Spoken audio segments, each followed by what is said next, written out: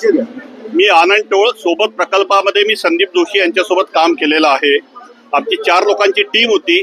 लोक ज्या दिवशी करोनामध्ये एक्सपायर झाले त्याच्या लिटरली दुसऱ्या आणि चौथ्या दिवशी आम्ही त्यांच्या घरी व्हिजिट करायला गेलो होतो, करोनामध्ये कोणाचीही काळजी न करता.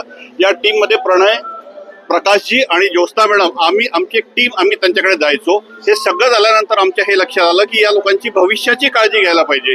आम्ही अशा 286 म्हणजे 286 फॅमिली, त्यांची पूर्ण काळजी, त्यांचे संगोपन करण्याची काळजी संदीप जोशी यांनी घेतलेली आणि त्या टीममध्ये आम्ही लोक आहोत.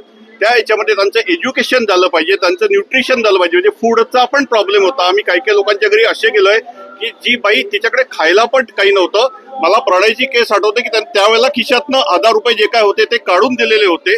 आणि त्याच्यानंतर आम्ही एक टीम बनवून त्या गोष्टीला, संदीपजींनी एक टीम बनवून एक व्यवस्थित पद्धतीने यांचं पूर्ण संगोपन, ज्याच्यामध्ये एज्युकेशन फार महत्वाचं आहे कारण पोरं लहान होते, त्याच्यामध्ये मेडिकल फार महत्वाचं आहे, जे पण अत्यंत महत्वाचं आहे. लोकांकडे खायला नव्हतं त्याची पण त्यांनी पूर्ण, आणि त्या पोरांनी उभं राहावं हा एक सगळ्यात महत्वाचा भाग होता.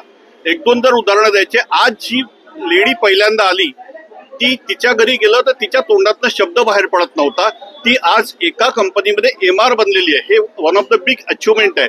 आणि आम्ही अशा एका फॅमिलीकडे गेलो होतो की ज्या फॅमिलीमध्ये एक बाळ तिचं 3 वर्षाचं होतं आणि दुसरं बाळ 7 महिन्याचं पोटात होतं.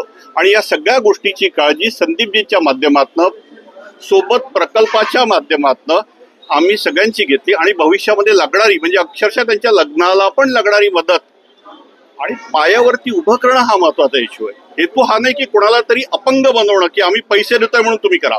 तर आम्ही बऱ्याच लोकांना पायावरती पण उभं केलं. हा आमचा प्रकल्प. तुमचे पण खूप स्वागत. तुम्ही सर्व लोक आलं त्याबद्दल फार धन्यवाद. तुम्हाला पण दिवाळीच्या शुभेच्छा.